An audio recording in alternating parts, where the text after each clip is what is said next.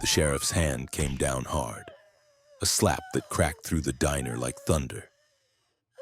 Maria Alvarez, 70 years old, hit the floor beside a spilled cup of coffee. No one moved. Truckers stared at their plates. The waitress froze mid-step, eyes trembling.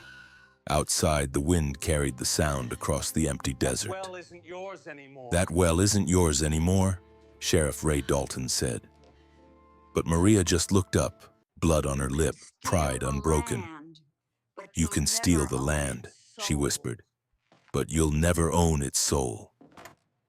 That's when the door swung open. A man in a torn leather jacket stepped in, sand clinging to his boots. Hey, get back. Ethan Hawkewood, her son, a veteran who'd sworn never to fight again. He didn't know that slap would start a war, or that in this dying town, water and blood would soon run together. Before we begin, support by subscribing. And tell me, where are you watching from tonight? I want to see how far this story of justice and redemption can travel.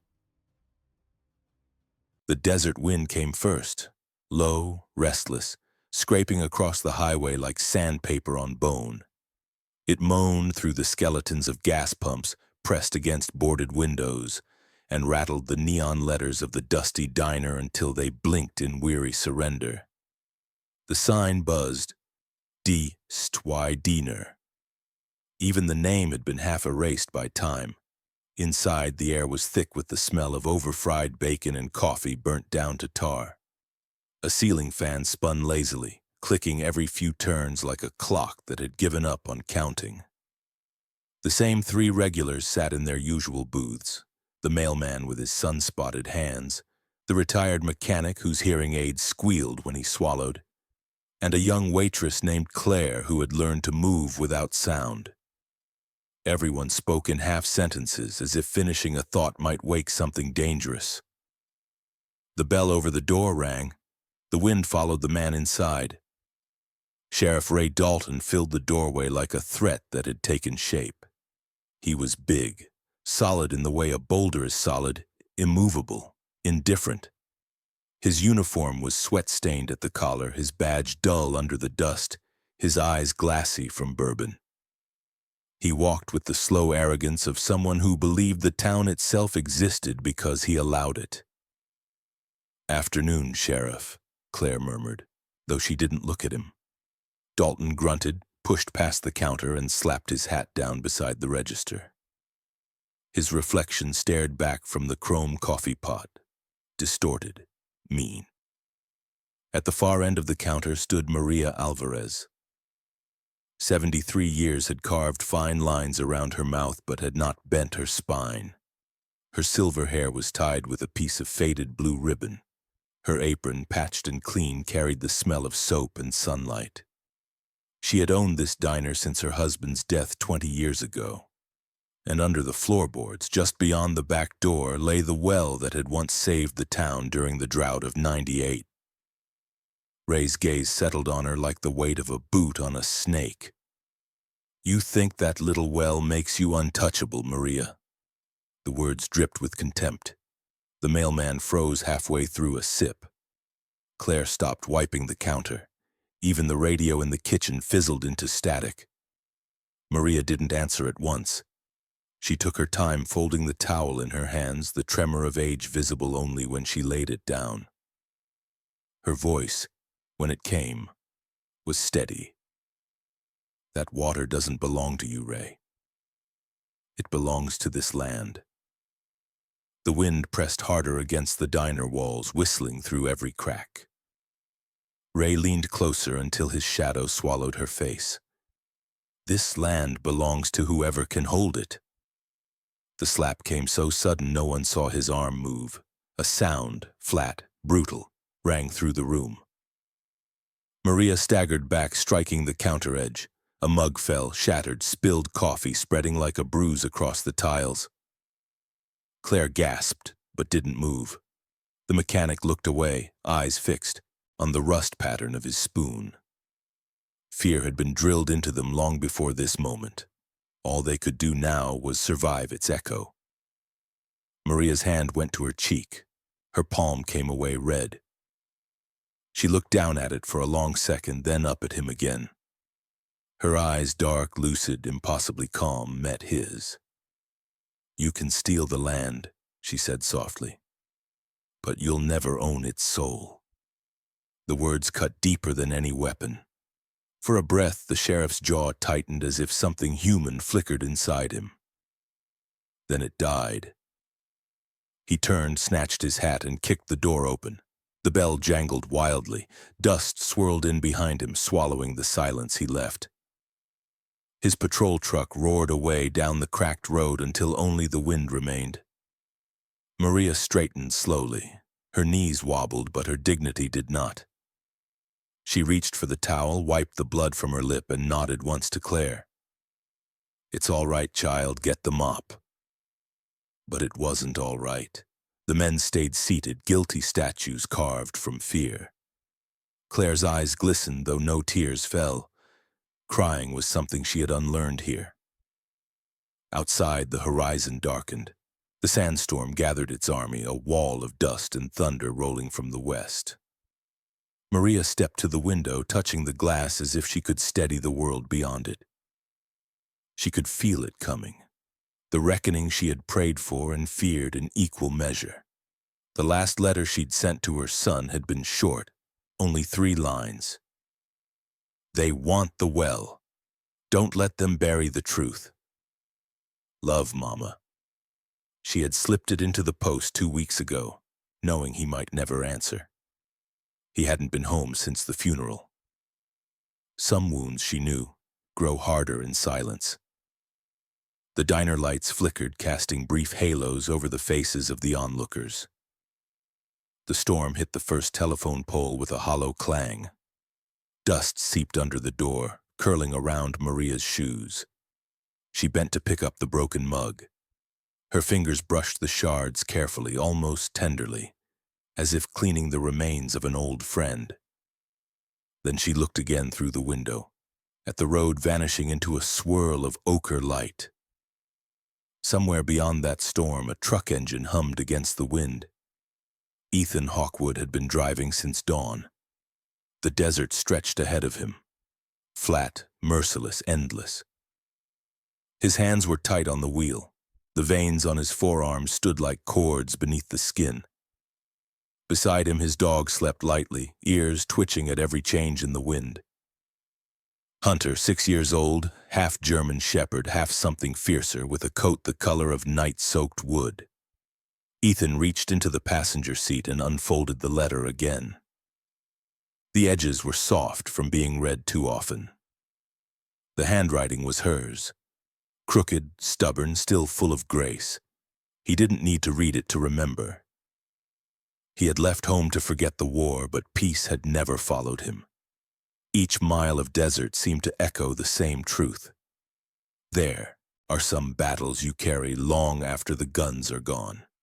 He turned on the radio. Static. Then faintly the emergency broadcast about an incoming sandstorm. He smiled without humor. Figures. Lightning cracked somewhere ahead, illuminating the horizon in brief, ghostly flashes. The smell of rain mixed with dust drifted through the vents. He could almost taste home in it, coffee, old wood, his mother's stubborn faith. Back at the diner, Maria whispered a prayer under her breath. God, bring him safe.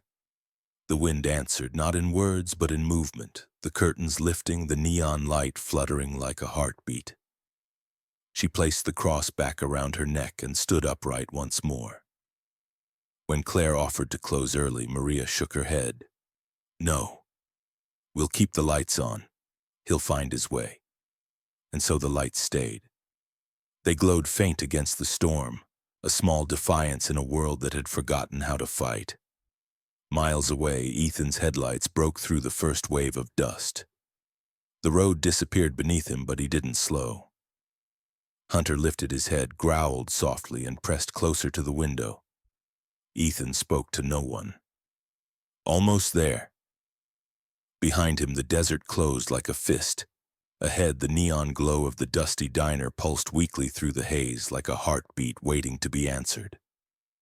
The storm howled louder, carrying the taste of iron and electricity.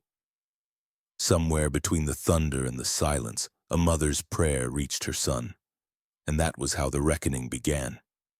Not with a gunshot, but with a slap that the desert refused to forget. The road into Dust Haven stretched like a scar across the desert, long faded and stubborn against the wind. The old pickup rattled over it, every bolt and joint singing the weary hymn of miles survived. The driver's hands were steady, though they carried the tremor of a man who had once gripped a rifle too long. Ethan Hawkewood hadn't planned to come back. He'd sworn to the mountains and to the silence of his own soul that Dust Haven was a ghost he'd buried. Yet here he was, chasing the faint echo of a mother's plea and the scent of a home he could still taste in the dust. Beside him, Hunter, his 6-year-old German shepherd, sat upright. Alert, disciplined, every movement measured. The dog's ears flicked at each gust of wind, his chest rising with slow, patient breaths. He was a soldier, too, in his own way, trained in the rhythm of command but softened by the quiet devotion of years spent keeping his master alive. Together they'd seen too many roads and too little peace. The letter lay unfolded on the dashboard. Its paper had yellowed at the edges, the ink slightly smudged from sweat. "They want the well, Ethan. Don't let them bury the truth." He had read it 100 times during the drive, each word digging deeper, pulling him towards something he both dreaded and longed to face. Outside the windshield, the horizon shimmered with heat, and somewhere beneath it waited a past that refused to stay dead. When the first outline of the diner appeared through the dust, Ethan slowed down. The dusty diner looked smaller now, as if the years had chewed away its bones. The neon sign still flickered, though one of the letters had gone out completely, leaving only the word diner blinking against the pale sky. He parked by the same cracked curb where his father's truck used to idle on Sundays, back when the town still had a heartbeat. Through the window he saw her, Maria Alvarez, moving behind the counter like time itself had slowed to spare her. She turned, startled by the sound of the door opening, and the towel in her hand slipped. For a moment neither spoke. Then her eyes, those same dark, steady eyes, softened with something too deep for words. She smiled, but the bruise on her cheek spoke louder. It was fading to yellow now, but it carried the shape of a man's cruelty. Ethan didn't ask who had done it. He already knew. The silence between them was the kind that fills a room completely heavy and fragile. He crossed the space between them in 3 slow steps. She reached out, fingers trembling, touching his sleeve like she wasn't sure he was real. "You came back," she whispered. He only nodded. His throat ached with everything he couldn't say. The evening passed in small, unspoken gestures. The way she added an extra spoonful of sugar to his coffee, though he hadn't taken it that way in years. The way Hunter curled at her feet as if to guard her from the ghosts. Outside, the wind carried the scent of an incoming storm. After she closed the diner, Ethan walked out to the back where the sand swallowed the yard. The old well sat there, half buried, its stones cracked, the rope long rotted away. He remembered drawing water from it as a boy, his mother laughing as the bucket came up full. Now it looked like a grave. He crouched beside it, brushing the sand away with his hand. The air down there felt cool, almost breathing. He picked up a small stone and dropped it in. The sound echoed deep and alive. It didn't hit bottom. He waited, counting the seconds. Somewhere below there was still water, still life, still something worth saving. The wind picked up again, bringing the faint rustle of movement from beyond the ridge. Hunter lifted his head, ears sharp, body tense. Ethan turned, scanning the shadows stretching along the canyon rim. Nothing moved. Yet he knew they weren't alone. Far up the hill, hidden among the rocks, a young woman crouched low, binoculars pressed to her face. Sofia Vega, 28, slender, her brown hair tied back in a loose ponytail that whipped in the wind. Her eyes were fixed on the man at the well, but her mind was 10 years back, in the lithium mine where her father had died. Miguel Vega had been the chief engineer, honest, meticulous, and the kind of man who refused to sign false reports. When the explosion came, the sheriff's men called it an accident. Sofia had been 18, standing outside the barricades with her mother, listening to the silence where her father's voice should have been. The report said the bodies were unrecoverable. But Sofia had found one thing they hadn't meant her to find. Her father's notebook, buried near the mining site, filled with sketches of underground water channels and a warning scrawled across the last page. They'll seal it, the water, the truth. She had spent every year since then trying to prove it, but in Dust Haven, truth was a currency no one could afford.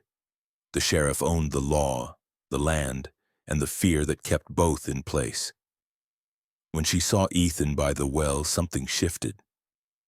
She recognized his face, the veteran who left after the war, the one who never looked back. But now he was here, at the very place where the truth had been buried. Maybe, she thought, this was her chance. Below, Ethan leaned against the well's stone lip, his gaze distant. The wind brushed across his face, carrying the faint sound of boots against gravel. He glanced toward Hunter, who was already standing, low growl rumbling in his chest. But the sound faded again. Whoever was out there knew how to stay unseen. He stood for a while longer, watching the last light bleed out of the horizon. The desert looked endless under twilight, beautiful and cruel all at once. He thought about the letter again, about the bruise on his mother's cheek, about the men who used to come by the diner and talk about progress, about lithium and new investors, about how the well was just a relic. But relics, he knew, hold stories, and stories hold power. He headed back inside, Hunter trotting silently beside him. As the door closed, the diner lights cast a warm square of yellow against the sand. In the distance, Sofia lowered her binoculars and took a deep breath. The air was dry, heavy with secrets. She pulled the strap of her satchel tighter across her chest. Inside were the old maps her father had drawn, and the notebook, its pages fragile but alive. She had guarded them for 10 years. Now maybe it was time to share them. As she turned to leave, thunder cracked somewhere behind the mountains. Lightning flared, revealing the broken sign of Dalton Mining Co. still standing outside the abandoned shaft. She looked at it one last time, then at the faint glow of the diner below. Somewhere between those two lights, the false and the fragile, she felt the first flicker of hope in years. Down below, Ethan stood by the window, staring out into the storm. The well waited in silence, its mouth open like an unanswered question. He didn't know that someone was watching him. He didn't know that her father's ghost still haunted the ground beneath his feet.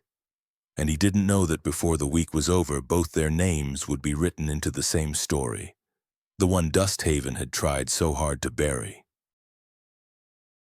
The morning broke quietly over Dust Haven, the sky painted in soft gray and copper tones, like the desert was holding its breath after a long night. The storm had passed, leaving behind air so still it almost felt fragile. The diner's windows fogged slightly from the warmth inside, the scent of coffee drifting through the open door. Maria worked silently, her motions slow but steady, while Ethan sat near the back table, eyes fixed on the horizon. Hunter lay by his boots, head on his paws, tail occasionally twitching when a breeze pushed through. That was when she appeared, Sofia Vega. She moved through the doorway like someone unsure if she was welcome. The light caught her face, revealing the faint shadows beneath her eyes, the kind born not of sleeplessness, but of a decade spent searching for something that refused to be found. She carried a rolled map under one arm, its edges frayed, one corner blackened by old flame. Her clothes were plain, a beige linen shirt tucked into worn jeans, brown boots powdered with dust, but her gaze held purpose. Ethan rose slightly, his instinct somewhere between caution and curiosity. Maria looked from one to the other, sensing something unspoken passing between them. Sophia offered a small nod. "You're Ethan Hawkewood," she said softly, her voice low but certain. He didn't answer right away, just gestured toward the empty seat across from him. She sat, unrolling the map onto the table. Its paper was thick, creased in places that spoke of long travel, careful hands, and years of hiding. The diner's weak light flickered across faded lines and ink stains. "My father drew this," she said, her fingers tracing the charcoal marks that ran like veins across the page. "Before he disappeared." Ethan leaned closer. The map showed the land beneath Dust Haven, the ridge, the abandoned mine, and a faint series of lines branching out like arteries beneath the surface.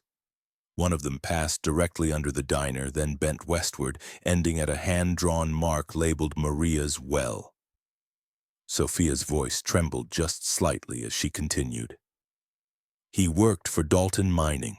He found something, water channels running beneath the lithium deposits. He said it could save the town. 2 days later, the mine exploded. They called it an accident." The word accident hung between them like smoke. Ethan's eyes lifted from the map to her face. Her expression was calm, but her jaw was tight, her hands pale around the edges. "You think they buried it," he said quietly. "I know they did," she replied. "They sealed the tunnels with explosives. They had to. If the water reached the surface, people would start asking questions about who really owned it." Outside, the sun rose higher, washing the desert in gold that couldn't warm it. Hunter stirred, ears twitching, a low sound humming in his chest. Ethan noticed, but didn't move. His gaze fell again to the map, to the shaky handwriting that looked like desperation made visible. He remembered his mother's bruise, her quiet defiance. The pattern fit too well.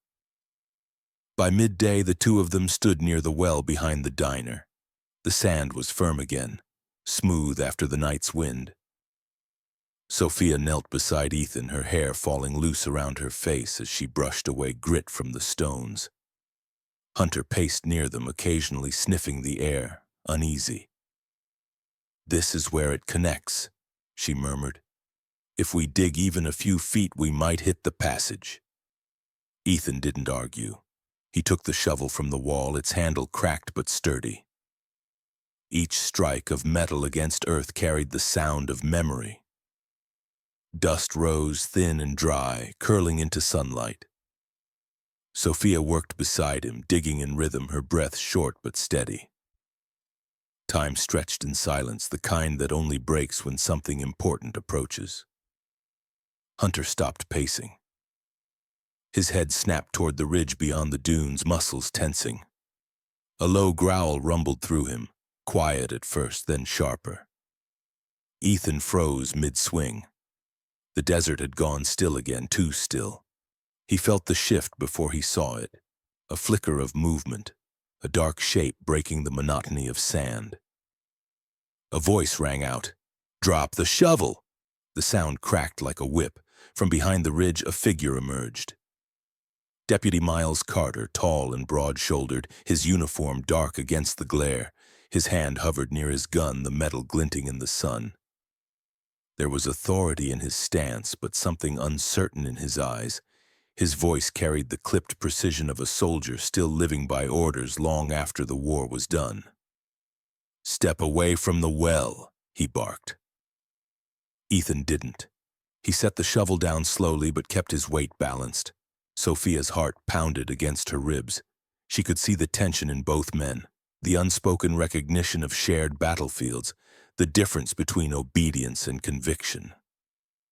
Miles took another step forward, jaw tight. "You're trespassing on restricted property." Ethan's gaze flicked to the badge pinned over Miles's chest. "Funny," he said quietly. "Didn't see any sign that said this land belongs to Ray Dalton?" The deputy's eyes hardened. "You don't want to make this worse." "I'm not the one making it worse," Ethan replied, his tone calm but heavy. For a heartbeat, neither moved. Then Miles's hand twitched toward his gun. Ethan moved first. The distance between them collapsed in a second, a blur of dust, muscle, and instinct. The first punch landed hard, catching Miles across the jaw. He staggered but recovered fast, swinging back. Years of discipline turned every motion into something sharp and practiced. Ethan blocked, countered, and the two men crashed into the dirt, rolling, grappling for control. Hunter lunged forward, barking loud enough to shake the still air, his body a wall between Sophia and the fight. She stumbled back, clutching the map to her chest as sand sprayed around them. The scuffle was brutal and wordless. Two men shaped by war, neither willing to yield but neither blind to what they were fighting for. Miles managed to wrench his arm free, reaching for the gun holstered at his hip. Ethan's hand found it first, twisting hard until the weapon skidded across the sand. A knee to the ribs sent Miles gasping, his breath gone, his certainty cracking with it. They froze, both panting, dust rising around them like smoke after a shot. Ethan stood over him, fists still clenched but no rage left in his face. His voice, when it came, was low, steady, almost mournful. "I've seen that look before," he said. "A man who's not sure if he's still on the right side." Miles looked up at him, eyes flashing with something between shame and confusion. The words landed heavier than any blow. Ethan stepped back, tossing the gun a few feet away. Hunter's growl faded to silence. The desert wind picked up again, soft this time, carrying away the echoes of violence. Sophia watched, her fingers loosening their grip on the map. She saw something in Miles's face, a fracture, a moment of doubt where there used to be obedience. Ethan turned, picked up the shovel, and walked back toward the well. Hunter followed, brushing past the deputy without a sound. Miles stayed where he was, one hand pressed to his ribs, the other brushing sand off his badge. For a long time, he didn't move. His gaze drifted from the well to the horizon, to the flag painted on the back of the sheriff's truck parked far beyond the ridge. The wind tugged at it, almost like it wanted to pull the color away. For the first time in years, he didn't follow orders. He just sat there, listening to the desert breathe, wondering when he'd stopped recognizing the sound of right and wrong. And somewhere beneath them, the ground whispered back, soft, wet, alive, the ghosts beneath the sand stirring once more. By noon, Dust Haven was no longer quiet. The wind had shifted, heavy with the scent of iron and dust, the kind that warned of a storm forming somewhere beyond the ridge. The streets, once empty, filled with murmurs that crawled beneath doorways and across bar counters, rumors moving faster than truth ever could. By the time the church bell rang once for the midday hour, everyone knew the sheriff was coming. 2 trucks appeared first, engines growling like beasts too long chained. The glare of their headlights cut through the haze, sweeping over shuttered windows and frightened faces.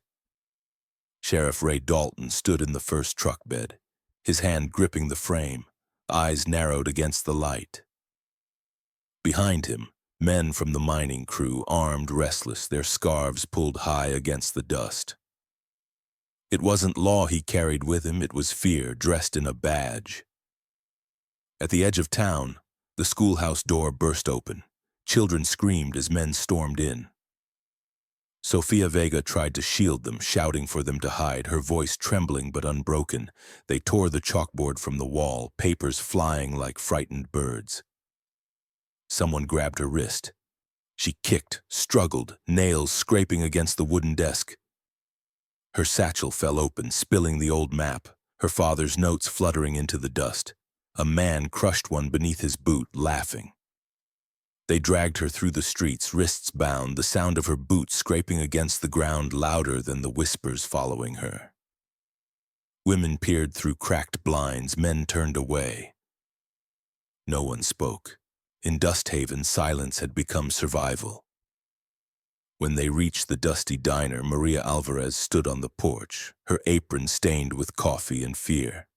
Her eyes met Sophia's, 2 generations of defiance colliding in one heartbeat.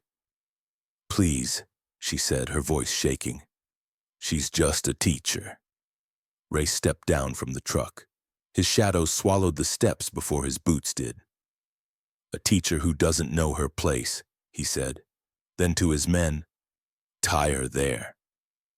They dragged Sophia to the wooden post beside the diner sign, looping coarse rope around her wrists.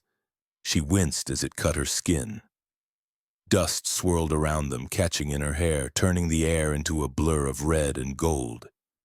Ray turned to face the diner, his voice rising above the wind. "Come out, Hawkewood. Bring me what you found, or she dies." The door stayed closed. The silence after his words was louder than the truck's engines. A tumbleweed rolled across the road, its fragile form breaking against a tire. Somewhere in the distance, thunder growled, too far yet, but coming closer. Inside, Ethan crouched behind the counter, Hunter pressed against his knee. The German shepherd's ears twitched, his body tense but quiet. Maria's hands trembled as she poured water into a glass that neither of them would drink. "Don't," she whispered. "They'll kill you." Ethan looked at her, at the fine lines around her mouth, the bruised dignity that refused to fade. He saw the years she had spent surviving men like Ray Dalton, and he saw that the price of silence had already been too high. He set the glass down, slow and deliberate, then reached for his jacket. Hunter followed as he stood. Maria's voice broke into a plea. "Ethan, please." He didn't answer.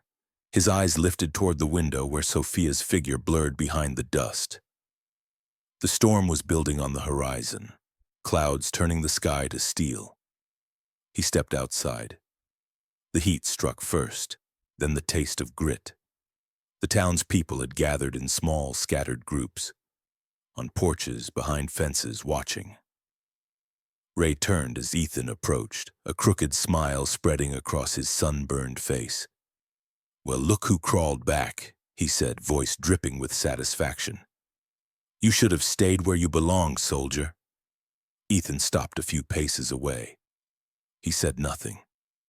His silence wasn't fear, it was patience sharpened into defiance, the kind of quiet that made bullies sweat.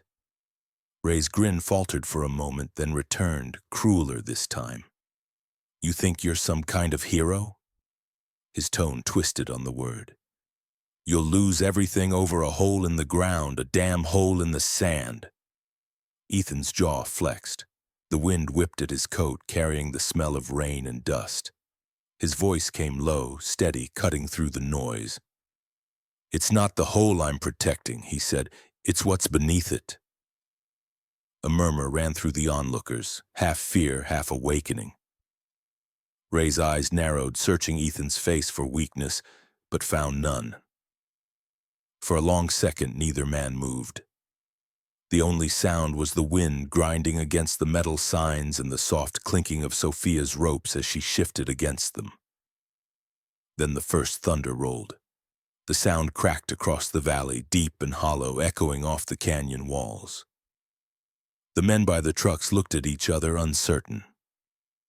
Lightning flashed far to the west, turning the desert to white for an instant. Ray's confidence wavered just slightly. He spat into the dust, raising his voice again. "You don't scare me, Hawkewood. You think this town cares about your water? You think they care about her?" He pointed toward Sophia, his words slicing the air. "They'll forget her by morning." But the words didn't land the way he expected. The crowd didn't cheer. No one moved. The silence had changed. It wasn't submission anymore. It was shame. Maria stepped out onto the porch, her hair whipping around her face. "No, Ray. she said loud enough to carry. "They'll remember you." The sheriff's hand twitched toward his gun. Ethan's gaze stayed on him, calm as the eye of a storm. Behind him, Hunter's low growl rose in warning. The air thickened with static, the kind that comes before lightning strikes. For a moment, time seemed to hold its breath. The wind tugged at Sophia's hair, the rope biting into her wrists. The sky dimmed to bruised purple, clouds folding over each other like closing fists. Ray smiled again, but it didn't reach his eyes. "You've got a big mouth for a dead man." Ethan didn't reply. The thunder answered for him. It rolled again, louder this time, shaking the loose signs along Main Street. The first drops of rain began to fall, slow, deliberate, one by one, darkening the dust beneath their boots. The storm had arrived. Ethan glanced toward Sophia. She met his eyes. Something passed between them, an understanding, a quiet promise that neither would break. The sheriff looked up at the clouds, muttering under his breath. He'd spent his life controlling this town, but there are forces that men like him can't command. Truth, loyalty, the reckoning carried in rain. Lightning flashed again, closer now, and with it came the roar of wind tearing through the desert. The banners above the diner snapped loose, twisting like wounded birds. Ray raised his voice, shouting to his men, but his words were swallowed by the storm. The desert didn't want to hear him anymore. And standing there, with his boots sinking into the wet sand and the storm opening over him, Ethan Hawkewood felt something break, something ancient, heavy and cruel. It wasn't just thunder rolling across the valley. It was the sound of Dusthaven remembering how to breathe. The storm didn't arrive quietly. It came howling down from the mountains like something ancient that had waited too long to be heard. The sky split open and lightning tore across the desert in jagged white veins. The first drops fell heavy and fast, kicking dust into steam. The wind turned savage, ripping signs from posts and bending the old diner's roof with a groan that sounded almost human. Inside, glass rattled and plates slid off the counter, shattering on the floor. Maria Alvarez clutched the edge of a table, her knuckles white. Hunter barked once, sharp and low, a warning more than fear. Ethan stood near the door, coat plastered to his shoulders, eyes locked on the figures outside. Through the sheets of rain, the shape of Sheriff Ray Dalton moved like a ghost draped in thunder. The first gunshot cracked the air. It was Ray who fired. The bullet punched into the wall beside the diner's sign, scattering wood and neon light. Ethan dove behind a truck, the splash of mud soaking through his jeans while Hunter bolted from the doorway, his body low, powerful, a streak of muscle and instinct charging through chaos. Sofia Vega fought against the ropes binding her wrists. The storm made the air thick, each drop of rain stinging her skin. Her hair clung to her face as she twisted, pulling until the coarse fibers scraped her arms raw. One strand finally gave way. She tore free, stumbling toward the alley, hands bleeding but unbroken. Ray's men shouted over the wind, struggling to reload as the rain drowned their curses. The thunder rolled closer now, echoing like cannon fire across the valley. By the sheriff's car stood Deputy Miles Carter, drenched, unmoving. His hand hovered near his holster, but his body refused to obey. Water streamed down his face, mixing with the blood from the graze he'd taken earlier. He could see Ethan crouched behind the truck, Hunter darting in and out between the flashes of lightning. And he could hear Ray's voice, barking orders that no longer sounded like law, only desperation. "Take him down!" Ray roared, spit flying with the rain. Miles didn't move. His fingers curled into fists. The storm filled his ears, roaring louder than his own heartbeat. He looked at Ray and saw not a man, but the sum of every bad choice he'd ever followed. Ray turned on him, eyes blazing with betrayal. "You owe me your life." The words hit harder than the rain. For a moment, Miles saw himself years ago, young, scared, bleeding in some foreign field, and Ray pulling him out of the dirt. Gratitude had turned into chains and loyalty into blindness. He realized now that saving a man's life doesn't mean you owe him your soul. He shook his head, voice cracking. Not this time. Ray's rage snapped. The gun came up, a flash of light, a single report. The bullet tore across Miles's shoulder, spinning him sideways. Ethan moved before thought could form. He broke from cover, sprinting through the rain, and slammed into Ray just as the sheriff aimed again. The collision sent both men crashing into the mud, their boots slipping, their hands clawing for leverage. The storm swallowed their grunts, their struggle a blur of rain and fury. Hunter lunged, teeth bared, clamping down on Ray's wrist before he could reach the second gun holstered at his side. Ray screamed, a raw animal sound as the German shepherd wrenched his arm sideways. Blood spilled dark in the rain, mixing into the earth like something being erased. Sophia reached the diner's door, breathless, her eyes wide with horror and awe. Maria pulled her inside, wrapping her in a blanket, both women trembling but refusing to hide. Outside, Ethan pressed Ray into the mud, forearm locked against his chest. Lightning lit their faces, one twisted by rage, the other by weary resolve. The sheriff spat blood and rain into Ethan's face. "You think you saved this town?" Ray hissed, voice hoarse. "This place was dead long before you came back." Ethan didn't answer. The wind howled between them like a chorus of ghosts, carrying the scent of wet earth and rust. Miles stumbled toward them, clutching his wounded shoulder, his revolver still holstered but ready.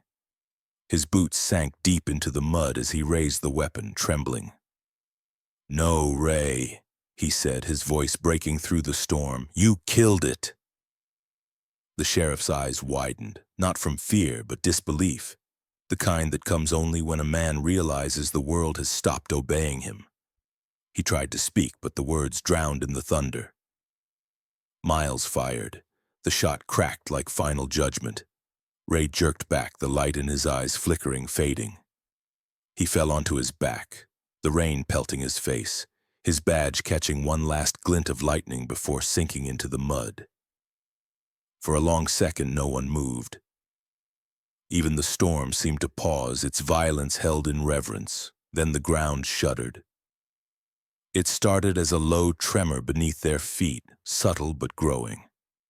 The rain turned colder, sharper. A sound rose from the earth, a deep groaning rumble like the desert itself exhaling after years of silence. The mud beneath Ray's body split open, a thin line of darkness widening with each second. Sophia screamed for Ethan to move back. He stumbled away, pulling Hunter with him. Miles staggered toward the diner porch. Maria clutched the doorframe, her eyes wide as cracks raced across the ground, radiating outward from the well. And then, with a sound that drowned even the thunder, the old stones burst apart. Water, clear, cold, alive, erupted upward in a jet of silver spray. It hit the air like freedom, breaking its chains. The stream poured down over the yard, sweeping across the mud, washing away footprints, blood and sin alike. The men who'd come with Ray backed away in disbelief. Their rifles hung limp, forgotten. Some fell to their knees, staring as the water ran over their boots, cleansing everything it touched. Hunter barked once, almost joyfully, tail wagging despite the rain. Ethan stood beside him, soaked to the bone, eyes fixed on the rising flood.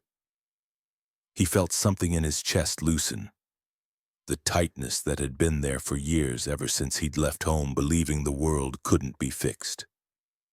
Sophia stepped forward, rain and tears indistinguishable on her cheeks. The map she'd carried for 10 years was gone, ruined, but the truth it held now flowed freely before her. She knelt and touched the water. It was cold, but it pulsed with life.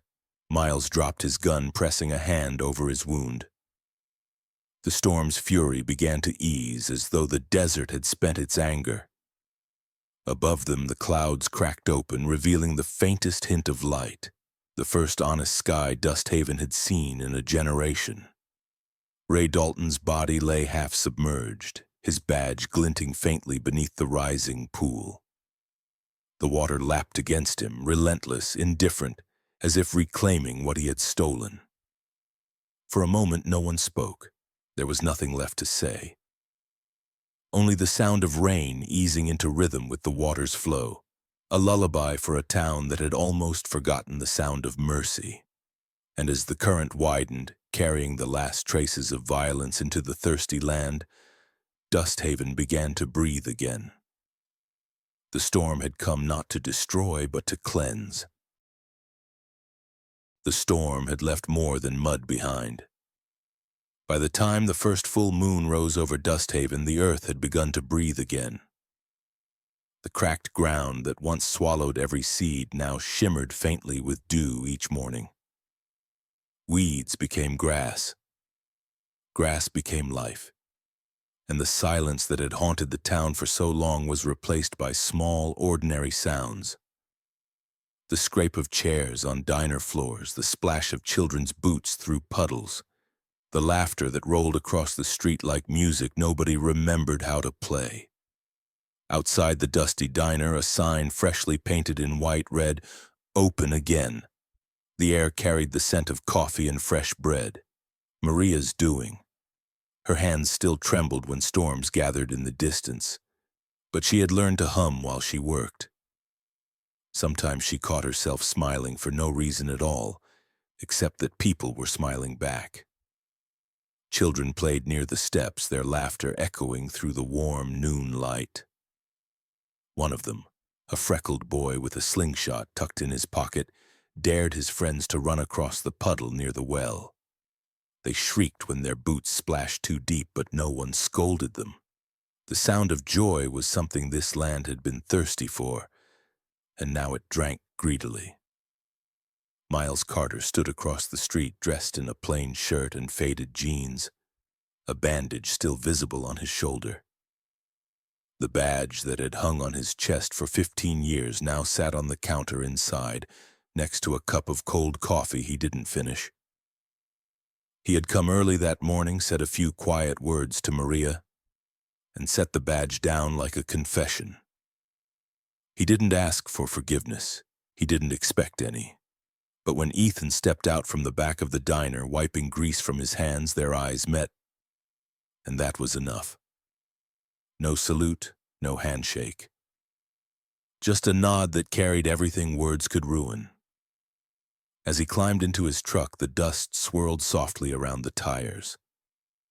Hunter barked once from the porch, tail wagging as if saying goodbye. Miles smiled faintly, touching the wound on his shoulder like a memory that no longer hurt. Then he drove off, heading west, into the same horizon where the storm had first appeared. Sofia Vega returned to her classroom the following week. The chalkboard still bore faint scars from the day Ray Dalton's men had dragged her out. A broken frame, a corner dented. She left it as it was, a reminder for her students that fear only wins when you stop showing up. Her students adored her. They brought wildflowers to class, pressed between old notebooks. She smiled at their questions about the storm, about the well, about the man with the dog who fixed the windmill. She never told them everything, only that the desert had finally learned to give something back. Behind the diner by the well that once hid Dusthaven's buried secret, she planted a young mesquite tree. The soil was soft and damp, rich for the first time in years. She knelt beside it, fingers coated in earth, whispering something that only the wind could carry. It was for her father, Miguel Vega, the man who'd drawn a map no one believed. She placed the map's last fragment beneath the roots, letting it become part of the land he died to protect. Ethan Hawkewood spent his days at the windmill. The structure creaked when the breeze shifted, sending sunlight glinting across the silver blades.